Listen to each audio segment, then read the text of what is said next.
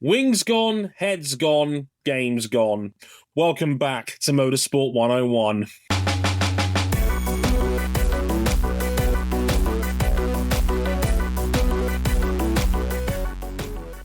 And Cam Buckley nods his head in approval. That kind of says it all, really. Welcome to episode 587 of Motorsport 101. I am judge, jury, and executioner, Dre Harrison, welcoming you back to talk about Formula One's Spanish Grand Prix. And, well, it was all going like a pretty typical Spanish Grand Prix until it very suddenly didn't. And, we've got the biggest flashpoint that Formula One has seen this season, without question. And we're going to have to break out the wrestler's kangaroo court of public opinion. Joining me on the bench is Mr. Cameron Buckley. Hello, sir. I'm just here so I don't get fined. Yeah, that is jury duty after all. And also joining us is the bandit himself, RJ O'Connell. So, which one of us is playing the role of the Undertaker lording over wrestlers' court? Me. I've been here the longest.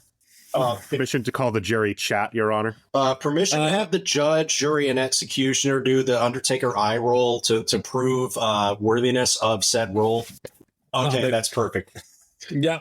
You'll be able to see this clearly on Apple Podcasts, wherever you get podcasts, besides video if you're watching us with us, which you can do, Dre. Yeah, let's get the housekeeping out of the way before we get into the real meat and potatoes. This is a quick intro turnaround here. Places you can find us real quick. If you want the full episodes, you can listen to them on YouTube if you're that way inclined at youtube.com/motorsport101. We're also on facebook.com/motorsport101. We're on Twitter at motorsport_101. You have to follow us personally on Blue Sky. You can at Dre Harrison, at RJ O'Connell, and at cbuckley917. .bsky.social. You can follow us on Instagram at Motorsport101pod for more visual highlights of the show. And I can now officially say, we are on TikTok. Yay! And not only are we on TikTok, me and Cam can actually view these. Yes, we can. Definitely. As far as I know. We are hip and down with the kids. We are officially on TikTok. You can follow us on TikTok at M101_podcast. That is our username. If you want to follow us on there, we will be putting visual highlights of the show as well as some extra videos and clips from yours truly. And yes, I felt my back give out as I was saying that there. But thanks to everyone that's already subscribed and whatnot. We've got one which is already over 50,000 views, which is crazy. It was a clip of my idea about what to do with Monaco, besides potentially bulldozing it. That has 50,000 views already, which is wild. Whoa, people really think our opinions are important. It's crazy. Yeah. Makes a change. Yeah, not a bad start. So if you like your videos watching to come via TikTok, feel free. You can follow us at M101_podcast. You can listen to us on there. And if you really like us, you can back us financially on Patreon. Patreon.com/motorsport101. $5 gives you early access to all of our content. You can upgrade to the $10 tier because these episodes are live as they're being recorded. As Emma, Raptor, Jason, and Edwin are all doing right now. Thank you very much for listening in. Also, RJ's trying to keep it down right now because his girlfriend was snuggling him in the middle of me trying to talk through that, and I barely kept a straight face going the whole way through. You cheeky shit. And he's had to mute himself now so he can explain himself. I'm going to get his ass for that later. You believe me on this one. Okay, Jeff Gordon. Where's Clint? The car is heavy. I'm getting his ass.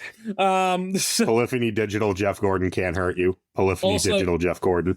Also, just have to say as well, if you like to pay for the show and back us financially in a different way, you also can via the annual membership option that unlocked for us yesterday. So, as a gesture of goodwill, you can back us for a whole 12 months, basically for the price of 9. I've put an offer in, 30% off if you want to back us financially for a whole year instead of 1 month. If you were the sort of person that likes to pay up front for a long period of time, you now have that option rather than paying per month. So JB did that for us, one of our long-time Patreon backers. He switched to a annual subscription, and he saved 30%. So thanks, JB, for your generosity in paying up front. We do really appreciate that. So if you want that option, you can take a 30% discount as well on the show, and you can back us for a whole year up front. I believe also you could also join Patreon now as a free member, and you can upgrade to be in a pay-in tier at 25% off as well, because why not? If you've ever thought about it and you want to back us instead, you can do so at a discount. Why not? The price of a coffee a month, right? Basically $4 a month. It's a bargain, and you get shows at least a day early. Yeah, so that's cool, and I promise I'll be putting more stuff on there in the coming weeks and months as well. More like written columns early, more extra clips that don't make it onto social media, all that sort of shit. So hopefully more of that to come soon. Right, enough plug-in besides the website, motorsport101.com. Let's talk about the Spanish Grand Prix, and let's be real here. We all know why you're here.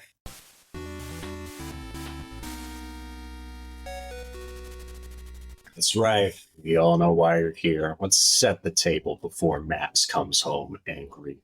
The Spanish Grand Prix was a battle of strategy, with Oscar Piastri leading a McLaren 1-2 ahead of Lando Norris, running a 2-stop strategy, with Max Verstappen close behind in third, attempting a 3-stop. It was looking like a tight but comfortable win for McLaren, which we've heard before, until a late safety car came out when Andrea Kimi Antonelli suffered his second power unit failure in a row. Everybody came into the pits for a scrub set of tires. Verstappen settled for a new pair of hards. The safety car comes in for a 6-lap sprint to the finish, and while the McLarens pull away, Verstappen nearly loses the car off the final corner and loses third to Charles Leclerc. A lap later, George Russell forces Max off the track in turn 1. Russell loses control of his Mercedes via a dive bomb. Red Bull tells Max to give the place back. Max, while angry at his team because his strategy doesn't work, potentially slows down, then accelerates at turn 5, hits the side of George Russell's car. Max is given a 10-second time penalty after the race, dropping him to 10th. Well, let's address some key questions. And as is tradition on M101, because I feel like being a little instigator this afternoon. Oh, well. How are you two gentlemen on the panel going to justify this latest Max Verstappen crash out? I'm not trying to. Easy, we're not. We're not. Sorry. Is that disappointing you, O'Connell? You little shit. The mediator, when they throw a grenade and it just doesn't go off. It bounced off my thick skull. Like it's like the scene in the Tekken movie when Hayashi Mishima bites the axe with his teeth. That's how this goes. No. I think I'll start this one off. I am in no way going to try and justify this. Max stepped way over the line of what is acceptable racecraft. To answer the basic question, do I think Max did this on purpose? Yes. Mm-hmm. I think this was intentional. I think he intentionally slows down before turn 5, where he's going to slow down and let George through. And when he sees George is alongside him, he accelerates on the apex of the corner and initiates contact. For me, that is completely unacceptable. It was a moment of clear head loss. Industrial strength head loss. An industrial bout. As I said in a written review, I called it an industrial bout of head loss. That is completely unacceptable. You're using your car as a weapon, and that is something that cannot, should not, and will not be condoned by any reasonable fan of motorsport. We all knew exactly what Max was doing there. He'd lost his head. And we'll get into some of the reasons as to why that is later. But I am not going to be the instigator who sits here and tells you, oh, by the way, I think this is fine, and this was just, a little bit of banter between him and George Russell, the side pod muncher. No. This was unacceptable. Maybe he was intentionally trying to munch some side pod. It's like, George enjoys it. Wonder if I'll try it out. He missed. It was axle to axle. Yeah, you hit the wrong part of him, my friend. As a famous man once said. Yeah, it's. Don't really have a whole lot to add now. Okay, well, let's get to the next question here. Do you think the punishment was fair? A 10-second time penalty after the race, which was not, in my opinion, it wasn't completely nothing, because it did take significant points away. To answer a future question, are Max's title hopes now done? I don't think they're completely done, but when you consider when you consider the points he lost here and the penalty points that he picked up on his license, even with the 2 that are going to fall off here shortly, he's on thin ice. Someone could force him into another crash out. He could go miss a race, and that's it. It's done. I think this is where me and Cam disagree. I don't know if it's total disagreement, but I would have been comfortable with anything up to a black flag. I would have been fine seeing him black flagged and parked for the race. Sure. As a deterrent, because there is a very slippery slope when you go, well, did he do it intentionally? And you can't penalize him after the race when he basically admitted that it was intentional. He admitted usually Max is quite blunt. Yeah. And someone asked him, was it intentional? He says, doesn't matter. To which everyone goes, yes, you silly man. No, this is how you lost the pole position in Mexico City. This was one race after George Russell admitted on a team radio he was going to intentionally cut the chicane, and then acted surprised when he got a drive-through penalty afterwards. And this is the other point that comes up, that people have brought up the point that, like, well, George Russell got a drive-through penalty for cutting the chicane. Max got off lightly because he only got 10 seconds added on after the race. But the FIA stewards told the drivers before the race, told the teams before Monaco, look, we're not stupid. If you do this, we are going to amp up the penalty because we think that you think you can get away with it and have it be a net benefit on your race. Yeah. There was nuance. It was in the race director's notes, and the teams and drivers had been warned. That's the difference. This was You can't warn for this unless you're in NASCAR, of course. I think Richard Childress just became a Max Verstappen fan. He probably did. And stock car racing, American stock car racing in particular, is merely the only form of motorsport where it's okay if you use your car as a weapon, ... in very certain, specific, and often comedic reasons. And I think, or if it's IndyCar practice and your name is Will Power. Yeah, pretty much. More on that later. Next episode. Yeah, like for context, they're about the only fan base that have largely been like, oh, this is what you guys made such a big fuss about, without realizing that it's a different ball game between an 800 kilo F1 single seater and a 1500 kilo net stock car, where you can beat and bang on people to a degree. You can lean on each other a little bit. The fact that we just said 800 kilo F1 car. God. Yeah, it's a stupid sentence, but it's a factually correct one. And that's not light, but it's not as light as it once was. Now, here's my... I'll finish my points. I never actually got to finish it. Yeah. The FIA will have had telemetry. Yeah. And, of course, us having the telemetry of having eyes and sensory, a functional frontal lobe. The telemetry has come out. He full throttled up at the apex of the corner. I would have been completely cool with a black flag as a deterrent penalty. And this is the problem.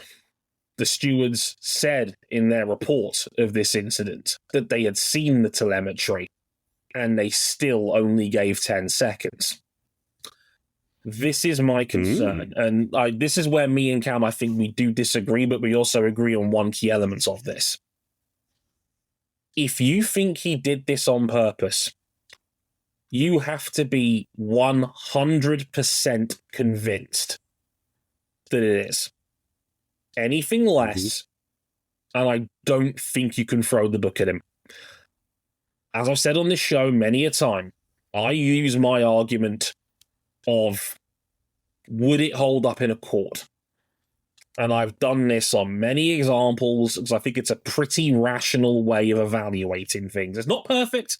No legal system ever is. But in the UK, we have a key phrase. I think the US is the same, where when it comes to a conviction, the key sentence the jury will always be asked is, can you prove beyond a reasonable doubt that the party is guilty? Yeah.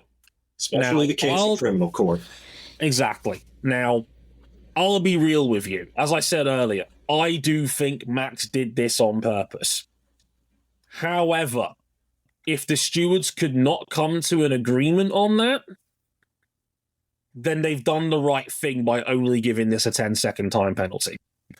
As Cam quite rightly says, I think it's a very slippery slope and a very dangerous grey area if we start making the accusation, because I think we've done this before when it comes to things like post-race scrutineering.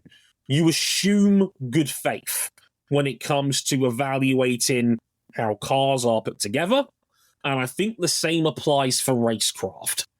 If you go into this with the inclination of bad faith that if somebody drives a race car at 200 miles an hour, which let's not forget is an incredibly difficult thing to do even for the world's best, and you imply that every time someone makes contact or makes a mistake, they're trying to intentionally take out the other car, we would have 8 cars on a grid every race. You have to assume good faith when evaluating these things. If the stewards couldn't agree, and I don't think they could, given by the way the FIA statement was written on this, then they've done the right thing. You have to err on the side of caution. Because, like I said, I think it's a very dangerous game if you start assuming that there's malicious intent behind every clash of wheels, every broken front wing, every collision caused on a racetrack. I use the example I used in my written blog.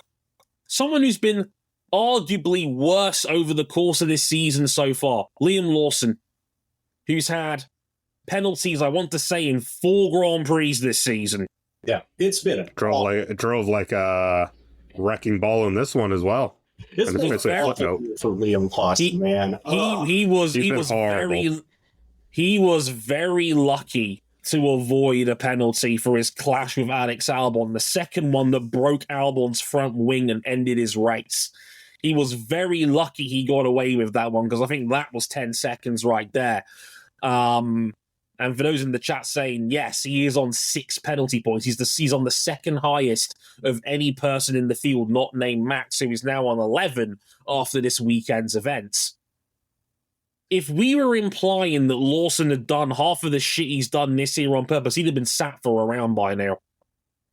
No question. And you know what I think about the FIA in 97. And, well, very true.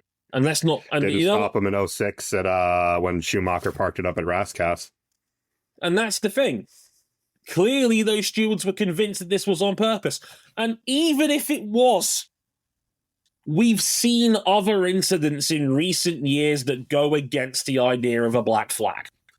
As former pastor of the Church of Dre, has to confess the sin of Baku 2017 and Sebastian Vettel driving into the side of Lewis Hamilton's car intentionally while under safety car, which I'd argue is even worse, which I'd argue had even less of a mitigating argument that it was on purpose.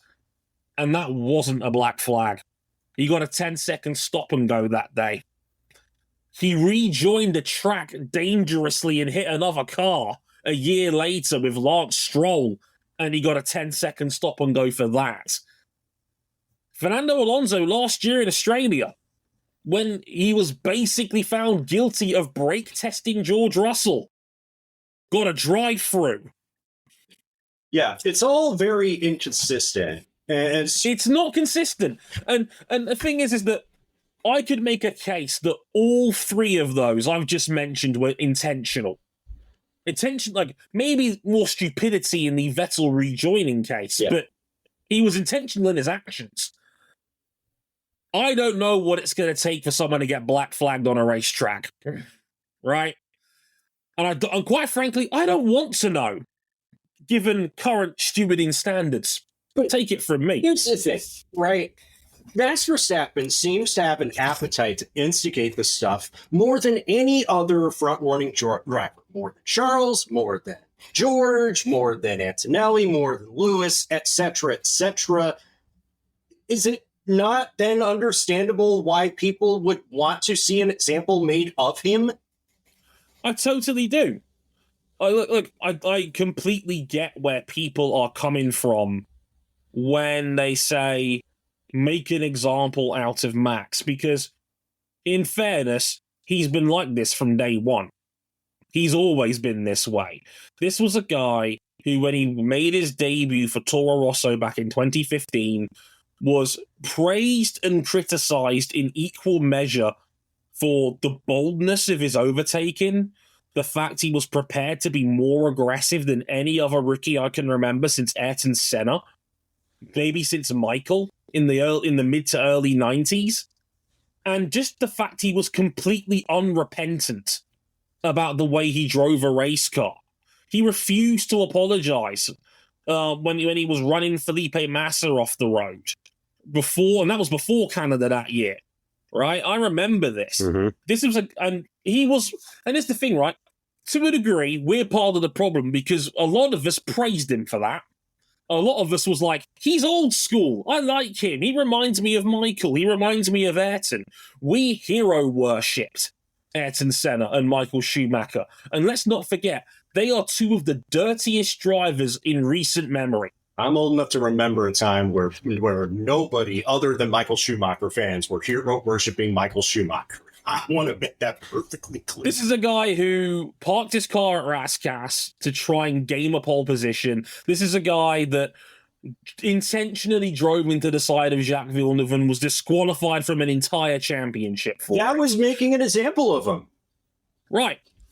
That was we're not going to let you win that way because we saw how Adelaide 94 went down and we didn't like how you got down then either. We're not letting you... To this day, I've always believed the conspiracy theory that F1 was like, we're not going to let them get away with that twice. Because I'd argue 94 Adelaide was borderline intentional. And that time he came off the benefactor of it. I've never been able to get there with 94, but definitely with 97. Hit the wrong part of him, Michael. Yeah. So, don't get me wrong. I completely get why a certain subsection of Formula One fans want to make an example out of Max. A part of the problem here is that Max is the only driver in Formula One that consistently flirts with that line. He will take that chance and he will let the stewards make a decision as to whether he's right or wrong and make that call. He's always been that way. He's been that way from the moment he stepped foot into Formula One. And it's part of the reason why he's so brilliant. He's had... I mean, Dre, you could distill this race down to a microcosm of Max Verstappen because up to that point, he was absolutely phenomenal. I mean, he was the only person giving McLaren anything to think about on an alternate strategy, was making McLaren, who frankly had their classic 3/10s, on everybody, making them work for this win. And then he goes and bounces into George Russell intentionally.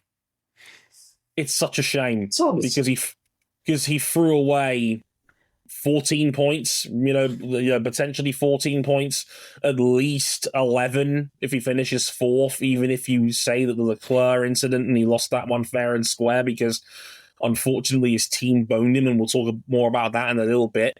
But it's such a shame. And I think that's another part of the reason why fans are so frustrated with him, because he doesn't need to do this. That's the most frustrating thing. I admire the shit out of Max Verstappen.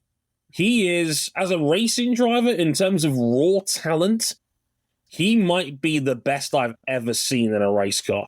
For just sheer outright ability. He is up there with Michael. He is up there with Lewis. He is up there. He's better than Seb, in my humble opinion. And I'm a huge Seb guy. In terms of sheer raw talent, he might be the best I've ever seen. Yeah. He debuted remember, this is a guy who debuted at 17. Yeah, they made rules to make sure that this didn't happen again. Right. He was 17 when he debuted. Lewis Hamilton was 22 when he debuted. Right? And Max was a top 10 driver in Formula One the moment he walked into the sport. By year 3, we were certain this guy was going to win a world championship one day. And then he goes on a 4-year tear, and arguably 4 of the strongest seasons we've ever had in F1. There's a 15-win season in there. There's a 19-win season in there. There's a season where he beat Prime Lewis in 2021 and arguably didn't have the best car in 2/3 of last year. This guy is a phenom. Right. And it's getting worse this year. Like, if he retires tomorrow, he is one of the 6 greatest drivers, in my opinion, that's ever walked this earth. Which makes it all the more frustrating because he doesn't need to take the amount of risk. What I said in Brazil last year? Yeah. Remember what I said in Brazil last year? Max Verstappen doesn't need to be a silly bitch. Because when he's a serious bitch, he is one of the best drivers I've ever seen, to add on to all of that. I mean, we saw it again in this race. Almost dumped it on the restart.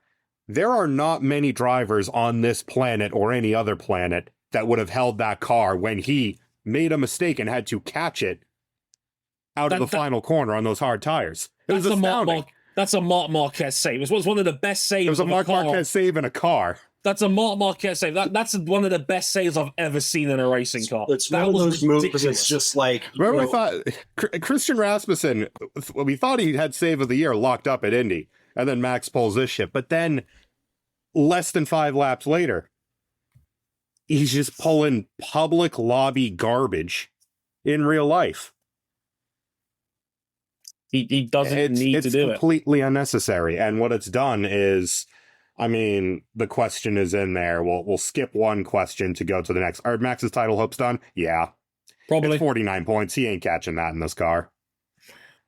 Like, Red Bull would have to... Remember when the Flexi-Wing mandate was supposed to take all of McLaren's steam out of them? Like, this was supposed to put them... Everyone brought new wings, and literally nothing changed on the entire grid except... ...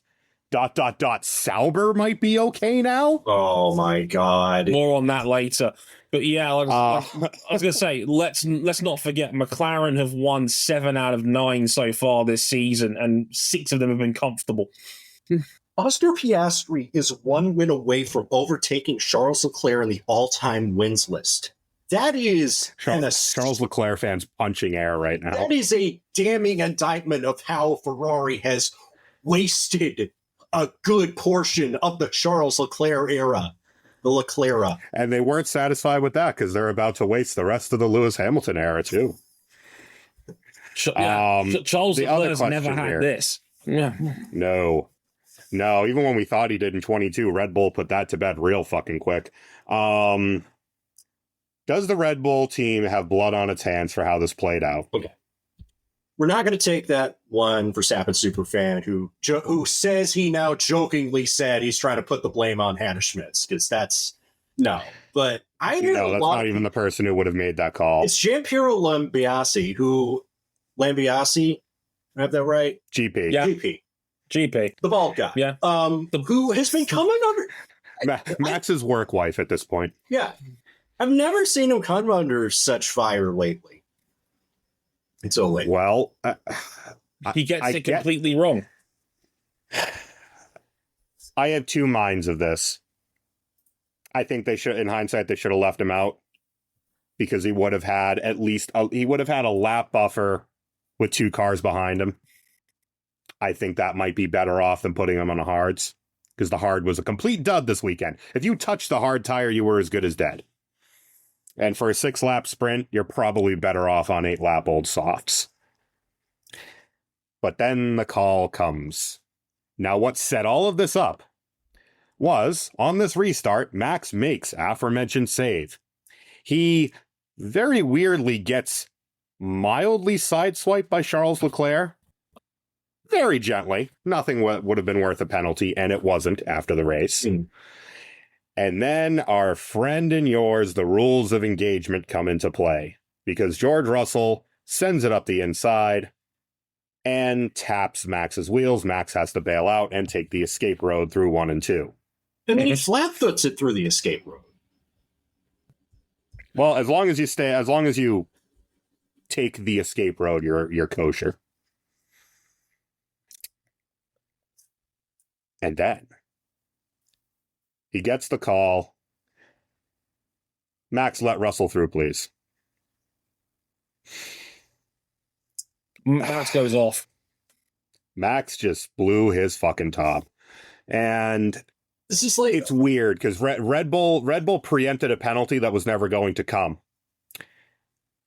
The FIA admitted as much in their reports after the race. They openly said, we were not going to penalise that action because, and then they put out in another document later, because the Rusell Verstappen incident was looked at by the stewards as an investigation, but no further action was taken because, as we found out on the document, the rules of engagement are vetoed if the overtaking car loses control, and they deemed that Russell had lost control of his car at the apex of turn 1, so Max was essentially allowed to, at that point, then cut the corner and retake his position, because in the eyes of the stewards, he had been forced off and the Max didn't, quote, deliberately cut the corner.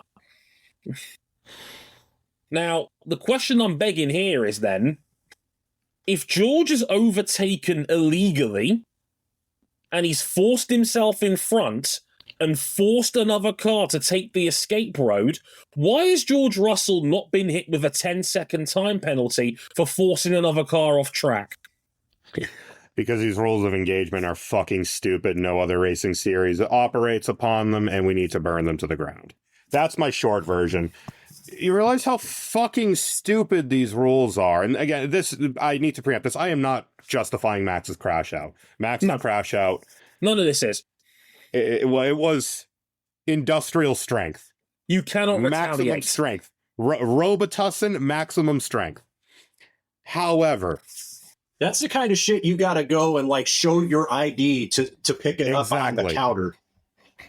Why the fuck is it that the rules are simultaneously so ironclad yet also ambiguous at the same time, that what we've seen people fall on the penalty sword for earlier this year is also nullified if, purely in the FIA's judgment, the car overtaking, and we've talked about cars are incentivized to do dumb lunges now, has lost control. I don't get it. The simple answer is I don't get it. It's like we're making this up as we go along, and now every rule change is now adding subsequent rule changes. Loopholes being closed are opening up new ones. I know it's a very motorsport thing to happen, that if one thing changes, there's a butterfly effect and something else changes.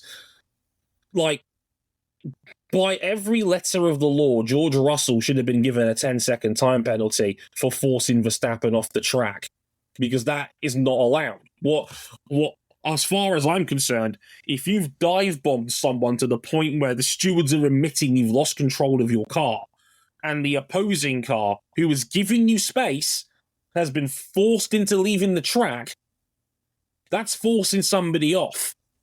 That's not allowed. That's normally a 10-second time penalty under these rules. So why was that not given then? Instead, you've just wiped the slate clean and said, well, no further action. And look, people in the chat can disagree with me if they want. This doesn't happen under Jonathan Wheatley. Jonathan Wheatley knows the rule book better than anyone else I know in the paddock. He was the only one who had his eyes on the ball when Max won his second title in 2022. I remember how that played out. Like, I get it. Red Bull erred on the side of caution on this one. I to a degree understand why Red Bull did this.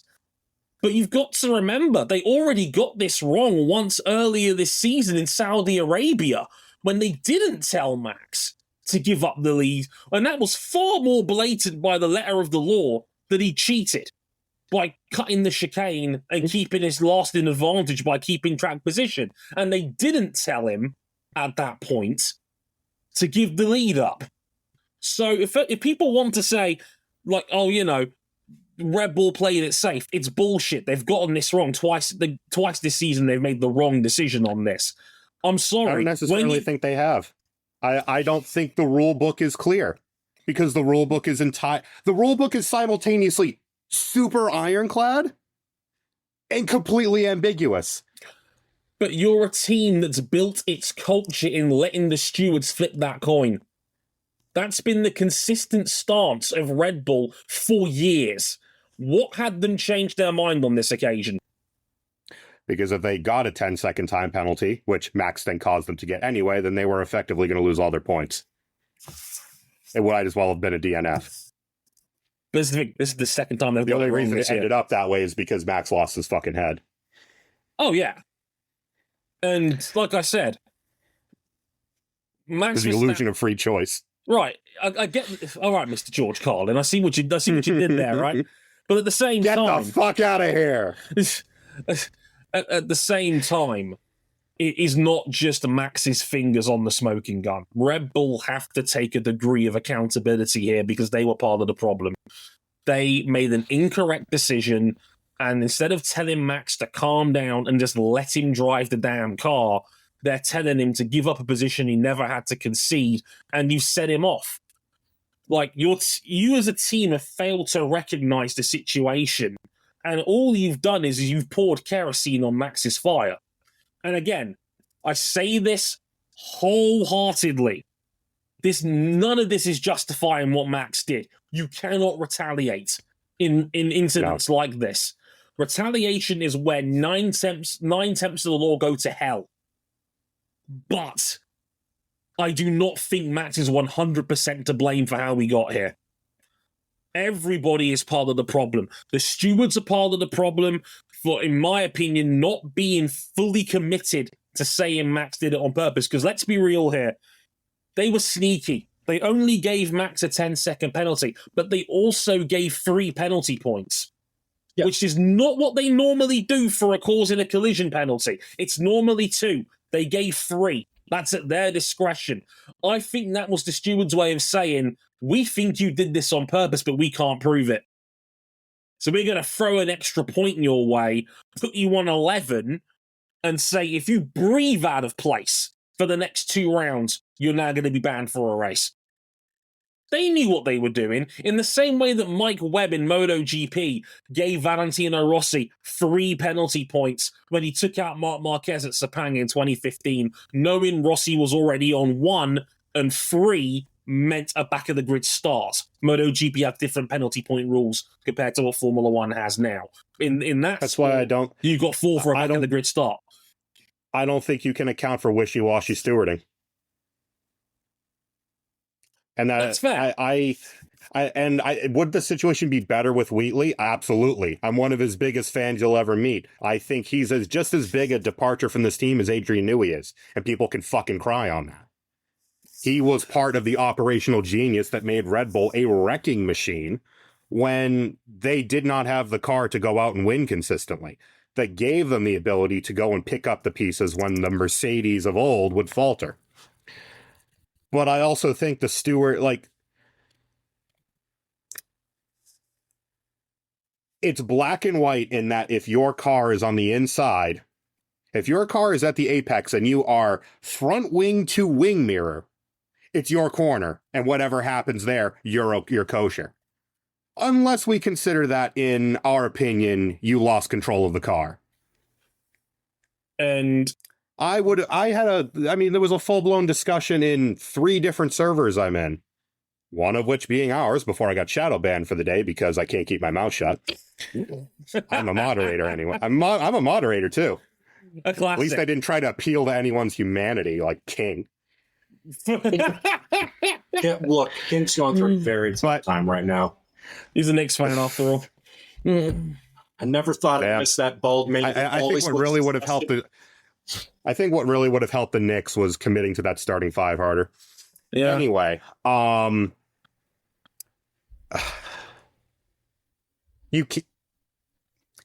everyone and their mother thought, well, Max was going to get a penalty until hours after the race when it turns out actually no, he wasn't going to, because that is how inconsistent this call has been this year. This is now like debate number 5 we've had over the rules of engagement this year. I'm tired, Dre.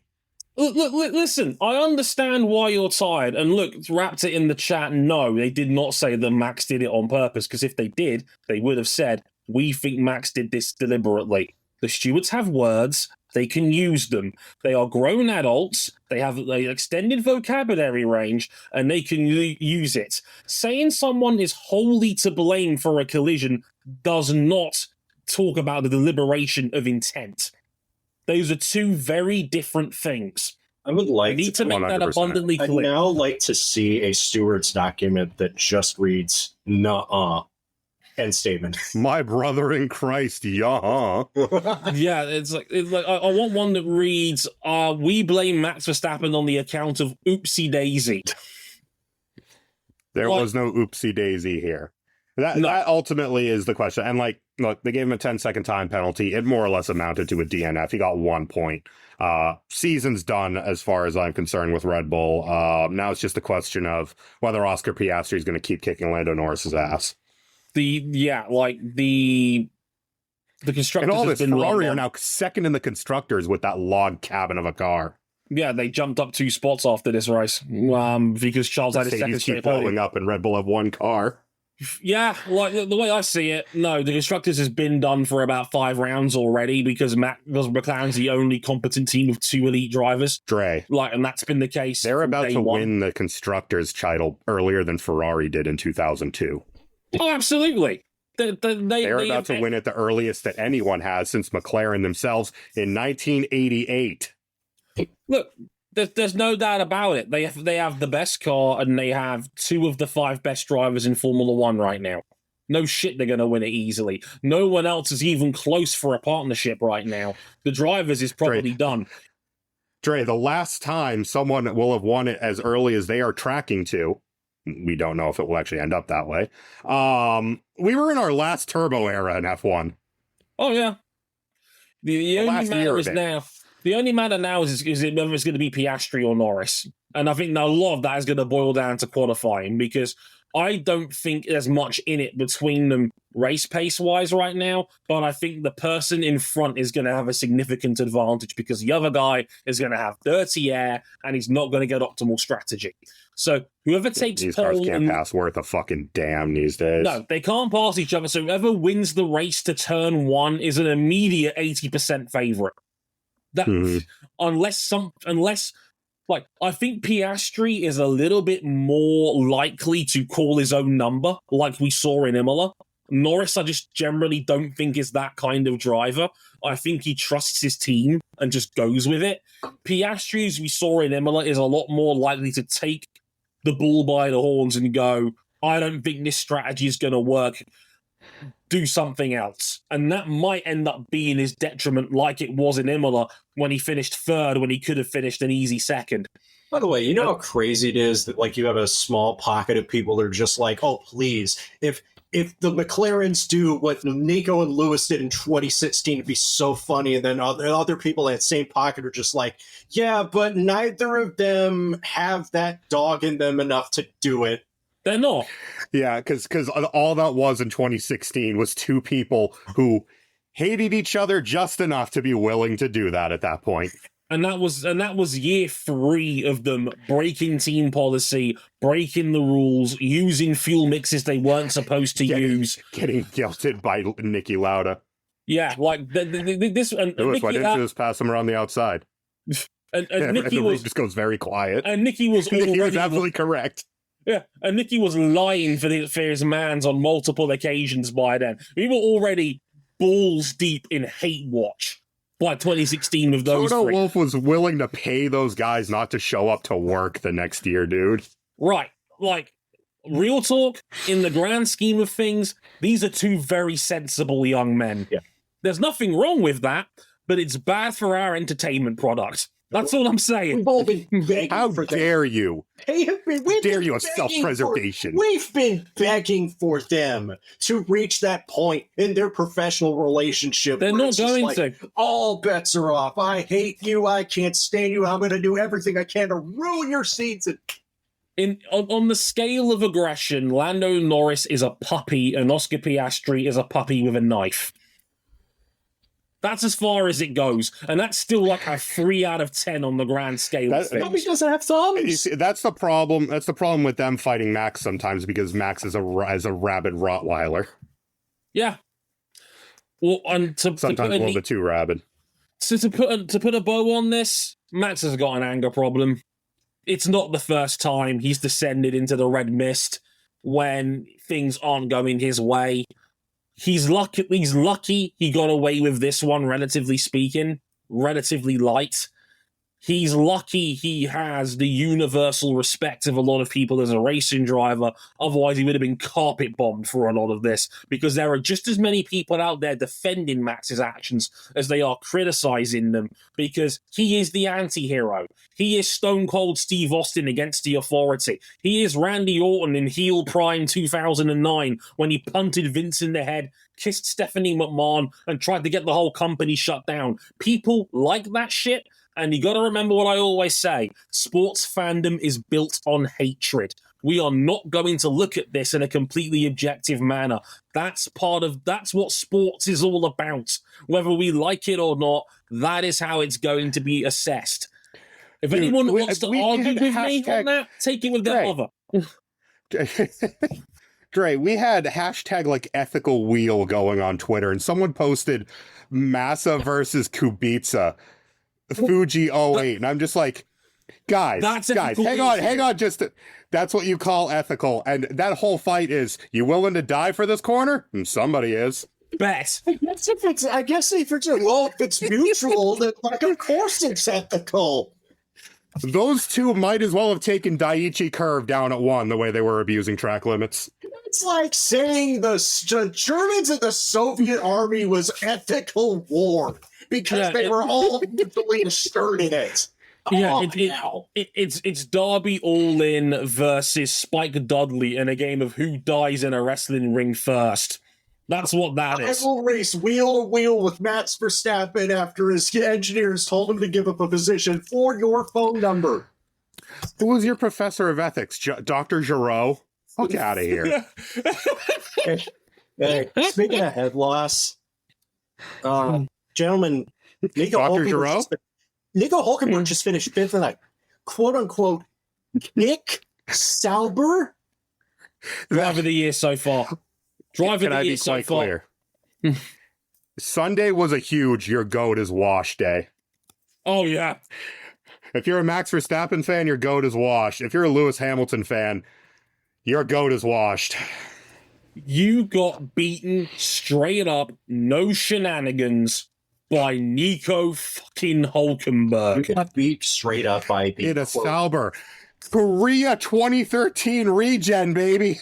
Brazil 2012 finally got its happy ending. Steak F1 team kick Sauber. Steak and kick should not be associated with this level of success. This garbage car is now 8th in the championship ahead of 2 premium automakers. Nico Hulkenberg has 16 points this season in arguably the worst car on the grid. 16. He got 10 of them this weekend. A P5 on merit and virtually no shenanigans. It's 11th the standings. Good. Holy shit! You can Nico Hulkenberg. Nico Hulkenberg.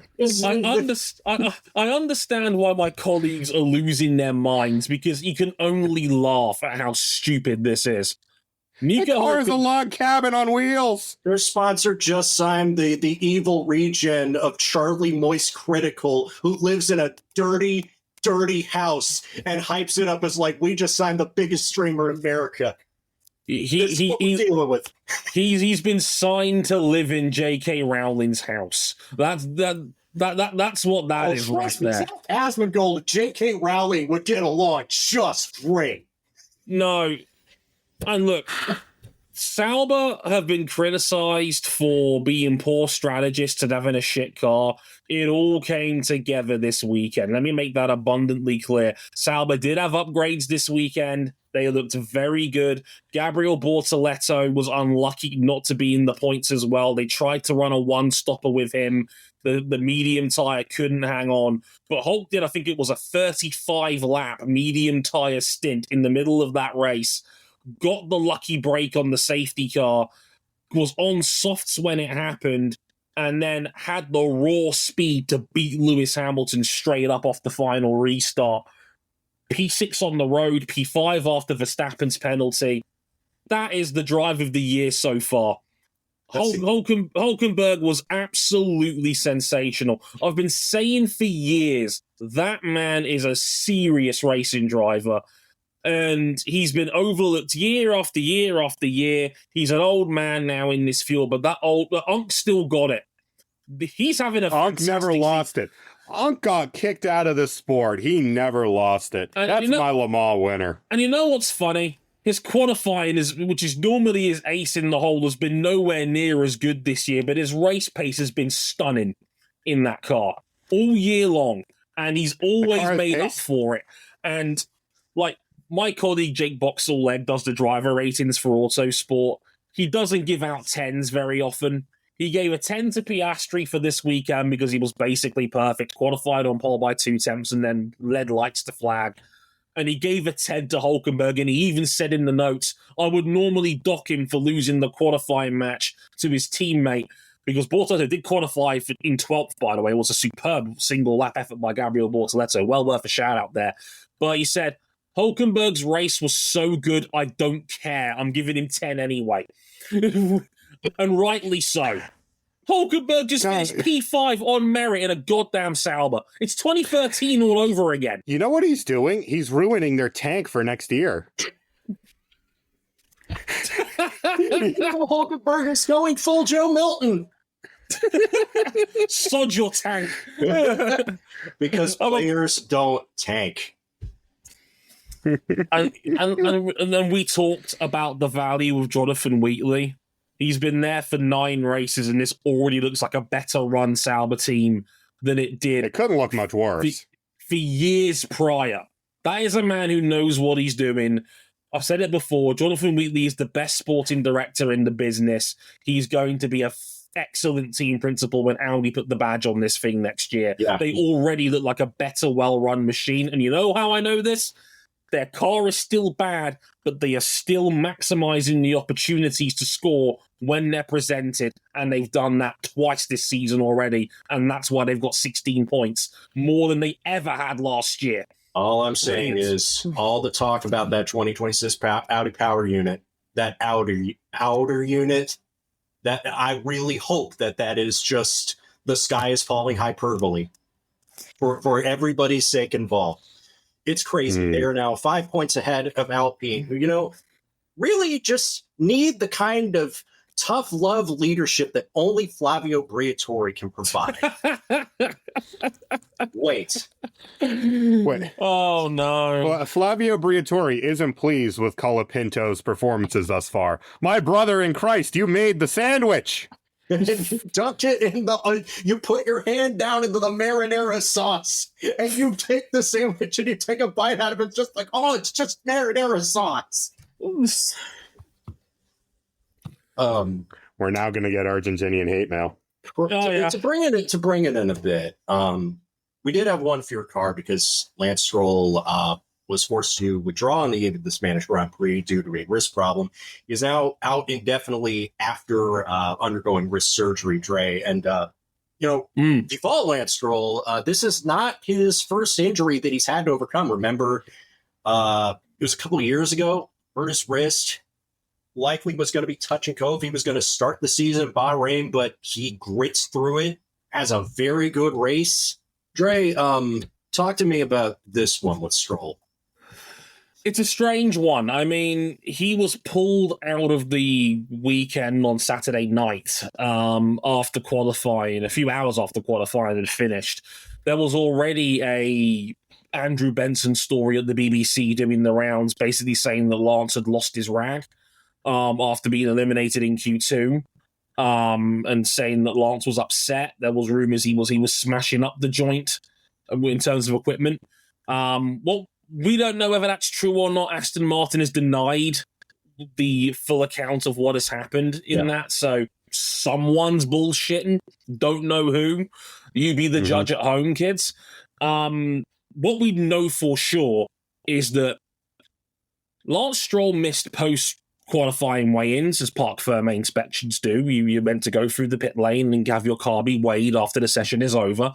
Lance Stroll, obviously, because we weigh the driver and the car together, it's a combined maximum weight. Lance Stroll couldn't do it, and the reason why was because he was facing urgent medical attention because he was suffering pain in his wrist.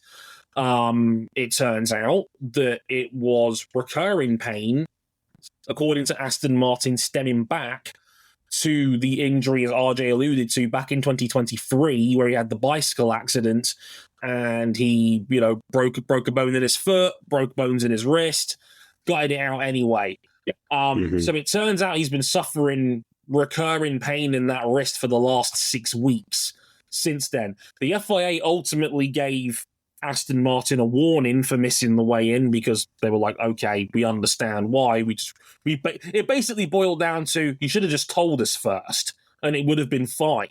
But they didn't tell the FIA that their driver was in the medical tent getting urgent care for a wrist injury.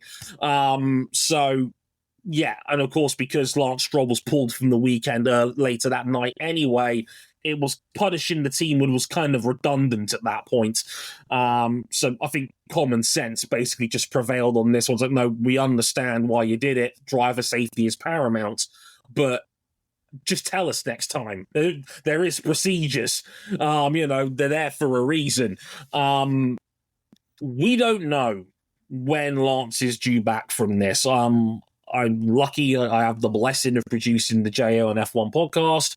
One of the guests on my pod today was Ben Hunt, who is the editor-in-chief of motorsport.com. He had a contact at Aston Martin, and Aston Martin reached out directly and told him he's had the operation on his wrist. There is no timeline for his return yet, and obviously they're not going to divulge personal injury details of a driver. And rightly so. Patient doctor confidentiality is something that absolutely must be protected. No further news at this time, is what Aston Martin basically said. So we don't know the time scale in his recovery. Dr. Mir was the one who did it. You may remember the Dr. Mir from MotoGP. He's fixed more arm pumps than you've had hot dinners. The best in the world at this sort of operation and procedure. But we ultimately don't know when he's due back. First of all, I wish him a speedy recovery. It sucks to hear that he's had a recurrence of that injury. Wrists are tricky things at the best of times. In bike racing, they can completely derail a career. James Toseland, prime example, an immense talent whose career was cut short through wrist complications. Ayagura was another example, who pretty much lost the whole season due to a wrist injury. They can be tricky as shit in motorsports. One example we'll talk about in the next episode. Absolutely. they can be very complicated things when you're putting that much stress and force on them.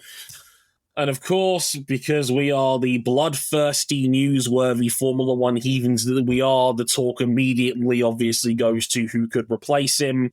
And well, Felipe Drugovich ripped his shirt off like Superman and was like, I'll save your team. But Dre, the Pop-Tart at the Pop-Tarts Bowl, clamoring for mouth nirvana. Dre, when and where is the next race? It's the Canadian Grand Prix next weekend. Next weekend. Are there any other major events happening next weekend in the motorsport racing calendar? Yeah, definitely. There is the Bommarito 500 at Gateway. Sorry. The other one. The 24 Hours of Le Mans, yeah. Yeah, where Felipe Drugovich has, since this winter, been committed to drive the Cadillac Action Express wheeling car. But if he is suddenly called upon to be a Formula One substitute driver, that's now out the window. And they might have to call up Louis Delatraz to fill that seat. Do you know who's the other plan B that Mike Crack mentioned? Stoffel Van Dorn. Do you know where he is meant to be on the same weekend? The 24 Hours of Le Mans with Peugeot. And do you know who Peugeot's hypercar reserve driver is for 2025? No, I don't. That would be Theo Pourchaire. Oh, that's Theo Pourchaire. The one who got his first big break into IndyCar via a wrist injury for David Malukas. We've all come full circle. I mean, yeah, look, for those who don't know the Felipe Drugovich backstory, he won the Formula 2 title 3 years ago. As an independent, he was not a part of any driver academy when he won said title. He dominated the F2 title. I think he won it by something like 70 points. But he was never looked at in the same way that we do some other F2 champs because he was a third season champ. And a lot of people, and this is not Felipe's fault in all fairness, a lot of people accused MP Motorsport of having cracked Mechachrome engines that year. We talk a lot of shit on the internet, unfortunately. Yeah. A lot of people believe MP got that good shit because MP's never come close to winning an F2 title as a team since then. He's a system quarterback in the college game that people think can't hack it in the NFL. And he went to Aston Martin as the inaugural driver of their academy that opened up shortly after he won the title. But he joined a Formula One team that had Fernando Alonso and Lance Stroll in it. Whoops. And this is the problem. Felipe has been very loyal to Aston Martin. He's been biding his time. You could argue he's been he has himself denied opportunities to race an IndyCar. Yeah. And he's only dipped his toe with sports cars in the time since then. He's spent most of his time waiting and hoping for an F1 seat would land on his lap, and it just hasn't materialized. To the point where many have criticized him for wondering, well, why haven't you done this yet? And why haven't you taken the opportunity to race elsewhere because you haven't got a chance at an F1 seat? And look, I know it's easy to criticize him for it. I will never hold it against anyone who believes the Formula One seat is their dream, and they have gotten so close to that dream, as close as anyone can get without being in it. This is an Alex Palou, who we all know has got the talent, but we all agree doesn't need it anymore. Yeah, and Alex Palou was prepared to go to course and back for a 1% sniff of a chance of an F1 seat with McLaren. Let alone Felipe Drugovich, who did it the hard way. And that's no disrespect to Alex Palou, but Drugovich had everything going against him to climb the ladder and actually have even a percentage chance of an F1 seat. And then, if anything, I feel doubly bad for him because his Fonda from Brazil got stolen by Gabriel Bortoleto, who did the F3, F2 double. Back-to-back rookie years, which is just that's the ideal ticket you punch if someone wants to be an F1 prospect. So it's hard not to feel bad for Felipe on this one. I do wonder, though, if maybe the dream is dead and he's kidding himself at this point, and that, look, you've got sports car teams knocking on your door. Yeah. And, we're not talking small fries, we're talking Cadillac. Yeah, one of the General Motors. Hitters, one of the real big hitters. And they want you to drive for them in any place they've got 3 cars going. Yeah. I bite your hand off for that sort of opportunity if you know that the F1 dream is probably dead. Yeah, it's going to be a real kick in the junk both for him and for Stoffel Van Dorn, who we've begged to come back for years and years and years. If they just do the very funny thing and announce that Valtteri Bottas is going to drive for Aston Martin instead. Yeah, because let's not forget, factories share reserves these days, gentlemen's goodwill, etc. That, power unit suppliers just share reserves. Valtteri's the Mercedes factory reserve driver still, and I'm sorry, it's a no-brainer. If the reserves are available, you take Valtteri, who was still in this sport until the end of last season and could still capable of doing a job. And his mustache is impeccable, man. The mullet, the mustache, everything. I feel bad for Felipe. I really do. Like, he's a talented goddamn driver. He had a dream, especially given he's Brazilian. We all know how Brazil gets down about Formula One. It is a religion, that sport in that country, for Ayrton Senna related reasons. So it's hard. Fittipaldi, Massa, Barrichello, they didn't even win championships and they were still the face of the nation. Yeah. And when you're so close to achieving that dream, it's a very hard thing as a human being to walk away from something like that. And I think it's just, again, and it brings me back to my overall point, just the lack of empathy we have in Formula One, where even the Benson report, if you want to believe it, and I'm not saying you should or you shouldn't, that's ultimately your opinion, even the Benson report said that the Stroll losing his rag and the wrist injury was unrelated, and that, he's been experiencing this for 6 weeks and he's been gutting it out because that's what you do as an athlete. You play through pain, you mask injuries, you fear the next man up, so you just do what you've got to do more often than not, because that's what we have beaten into us as sports fans and as athletes, that you're meant to just gut it out. It's just an overall lack of empathy in this situation that just saddens me. 1 for Felipe Drugovich and 2 for Lance Stroll in general. And look, I've had my fair share of Lance Stroll criticism. We all have. And ironically, one of the biggest criticisms he's had in his career has been acting or appearing to act in the eyes of somebody who doesn't really want to be there. If he didn't want to be in Formula One, he wouldn't be driving in pain. Yeah. It's the most confounding thing. It's the most confounding thing. Like, at times he will look like he doesn't care, and at times he will seem like he cares way too much. I don't know, man. Hey, he was outscoring Fernando Alonso 14-0 on one wrist. It's all I'm saying is, thank God we've got a week off before and after the Canadian Grand Prix next weekend. Formula One will be back then for the Canadian Grand Prix. One of my favourites, funnily enough. I do love it. I love the Canadian Grand Prix. Big fan of that. Always love Canada. Great track. And just think, this year we won't have to watch it on a clash with the Indy 500.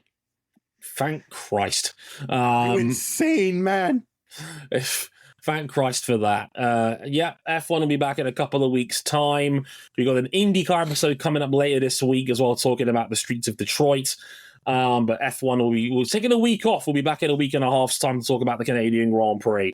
But until then, I've been Joy Harrison. They've been Cam Buckley and RJ O'Connell. Thank you very much for listening, and we'll see you guys next time. Sayonara. Later, y'all.